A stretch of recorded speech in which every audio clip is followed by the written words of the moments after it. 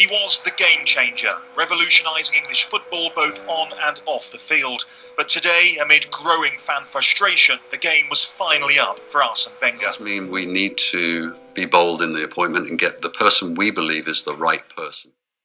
Hi guys, and welcome to the second episode of Wenger Out Fry-In. Just in case you missed the first episode, please make sure you watch it. I just wanted to give a breakdown of what this video is all about, basically. So, the other day, Arsene Wenger announced the decision to leave Arsenal at the end of the season. And obviously with that, a lot of names have been touted as his replacement. And basically this game is a look to see how all these managers that have been linked with Arsenal, how they perform when they're put in the hot seat. So basically that's what it is. I'll put them in, I'll simulate the season, and from the results I've basically put them in a league table. I'll start with the worst, and then the series will finish with the best and most appropriate manager to take over Arsenal at the end of the season. So yeah, that's basically it. Before we start, I just wanted to basically have a look at some of the headlines today. The date today is the 28th of April, and there's not been too much talk in the papers so far. The biggest name being linked is Luis Enrique. He wants a 200 million war chest to build or rebuild the Arsenal team. I know there's been a lot of talk about Socrates and Bernd Leno. Apparently, Muslim Tat is looking at some pretty cheap deals to get them in. So maybe that'll go. They're both good players.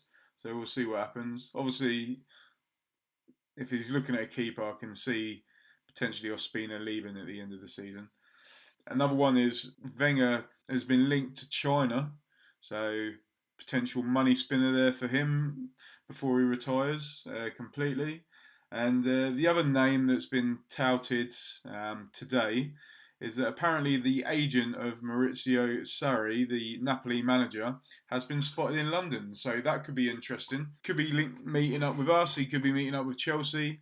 But we'll keep tracking the newspapers and see what happens. But yeah, they're the names that have been linked.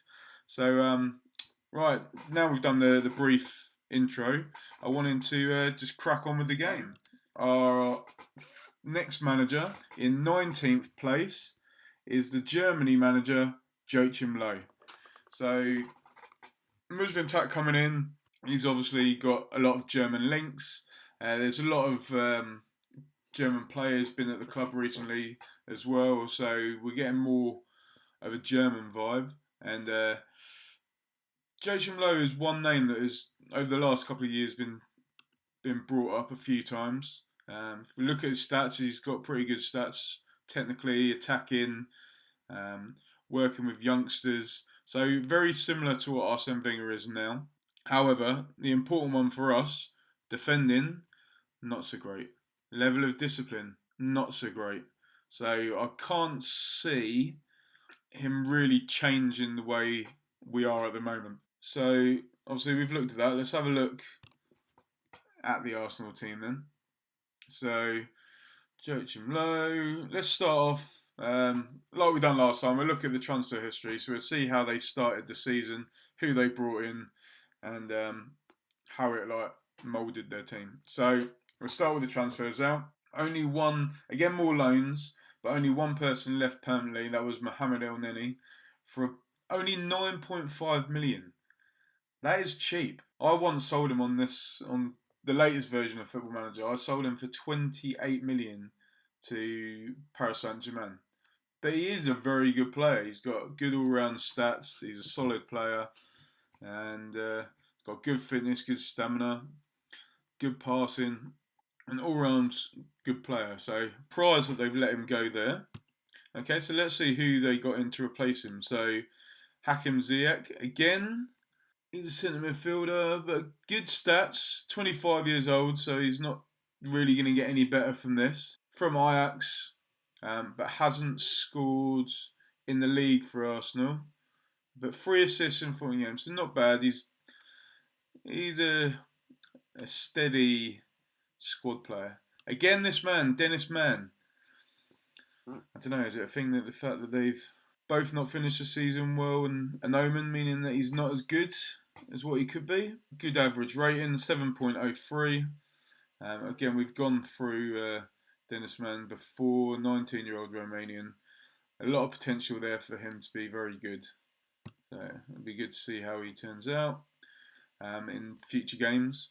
And Mario Balotelli, right now, some controversy there. Obviously, he's got some very good stats: technique, penalties, long shots, heading, finishing, dribbling, composure. All very good, but then look at this. Work rate, 4. Teamwork, 2. Positioning, 3. They all let him down massively. We all know what ability Balotelli has, but these are the problem areas, definitely. But 7 goals in 18 games, most of them coming in the Euro Cup. So yeah, those were his signings. Now let's see which tactics Joachim Low likes to play. And that is a standard Arsenal formation there. I'm guessing they were swapping it around towards the end of the season, because this does not look like a starting lineup for Arsenal.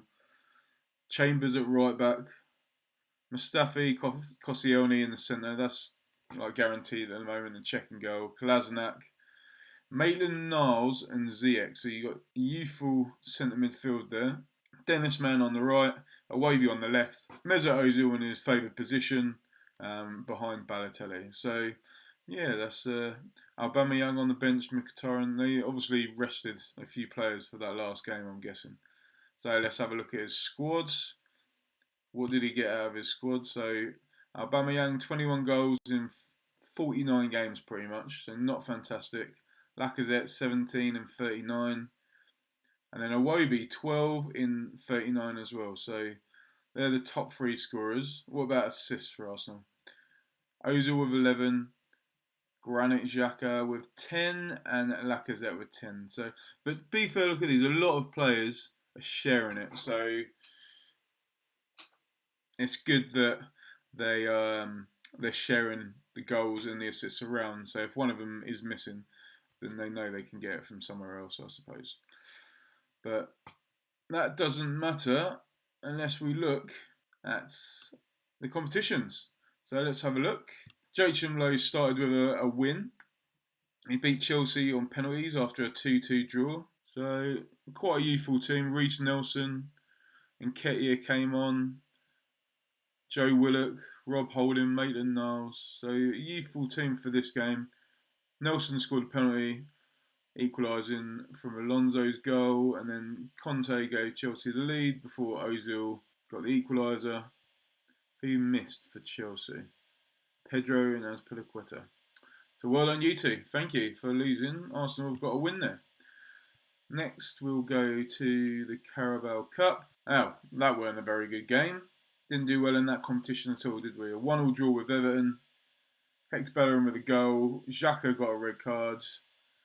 Obviously didn't help it, but we ended up losing on penalties. I'm not going to look at that match because we lost that one, so no problema. Right, let's look at the FA Cup. 3-0 win at home to Fulham. A 3-0 win away to Hull, so good results there. But then, again, a 5th round exit, this time at home to Liverpool. Again, he's played a very useful team. It doesn't look like Joachim Low took the FA Cup very seriously, especially as we were playing Liverpool. Nelson, Dennis Mann, Willock, Maitland-Niles, Rob Holding. Yeah, it's a strange one there. I don't know why he didn't really go for the FA Cup, but that is that. Next we will see how we done in Europe. So, did he do better than the previous manager? So, in the group stage, we had an easy group, to be honest. Look at that, Dynamo, Basak Sehir, or Seyer, I don't know how to pronounce that, I apologise, and Young Boys. So, a fairly easy group, won all the games, conceded 3, scored 8, 12, 15, 17 goals in 6 games, so fairly comfortable. Then we have Fenerbahce in the knockout rounds. 1-1 draw away, and then we came back and won 3-0 at home. And now Aubameyang hat-trick. The perfect 10. Look at that. Excellent work. And they can't say it was because he got a player sent off, because Aubameyang scored all 3 by the 52nd minute. After that, we played Shakhtar. These look entertaining games. A 2-2 home draw. Hakim Ziyech and Alex Iwobi with the goals. And then we played away. Again, we got 2 goals, Mkhitaryan and Aubameyang, but we couldn't stop Shakhtar scoring 3 goals. So another disappointing cup performance. Didn't even make it to the quarters. So yeah, not good. Let's look at the Premier League. See how we done then. This is a very interesting one. Look at that. Started with good win again away to Liverpool. Good result there. Eddie Nketiah with a goal. Very good. West Brom beat Leicester 4-1 at home. And then we lost to Swansea and it just went downhill. 1, 2, 3, 4, 5, 6, 7 draws in a row. 7. Although we played Man City, Chelsea, Man U, Tottenham and Everton in that. So we didn't lose a game, which is positive. But we didn't win either. But then we got a few good wins there. A couple more draws. They beat Liverpool again. We like Liverpool in this save. We like Liverpool. We can beat them. But a disappointing 3-2 home defeat to Bournemouth. Jermaine Defoe with the winner. So Bournemouth went 2-0 ahead. Aubameyang got us back in the game. Lacazette got the equaliser before Defoe scored the winner. After that, we done again a pretty good run. 1, 2, 3, 4, 5, 6, 7, 8, 9, 10. 13 wins in our last 15 games. We drew Newcastle and lost 1-0 to Man City. So that's a good performance, to be fair, by Joachim Low towards the end of the season. But I don't think those draws helped. In total, we got 8, 9, 10, 11. 12 draws in total. 1, 2... Only 3 defeats. It's just the mentality of getting over the line, getting that final win. But obviously they can manage it. But let's have a look at the actual league table and we'll see how far we're off from winning the league. 12 points. So again, 5 of them draws were wins. That still wouldn't have been enough. Yeah, we would have needed to win 6 games, but then Man United had a better goal difference as well. So technically we needed to win 7 more games out of those 12 that we drew. Not good. Okay then, well, so that was Joachim Low's performance. Thank you for watching. That was episode number 2 of Wenger Out, Fry In. That was Joachim Low finishing in 19th position. Please stay tuned. I hope you liked it. Please like and subscribe. And next episode will be very soon. Thank you very much. See you later. Bye.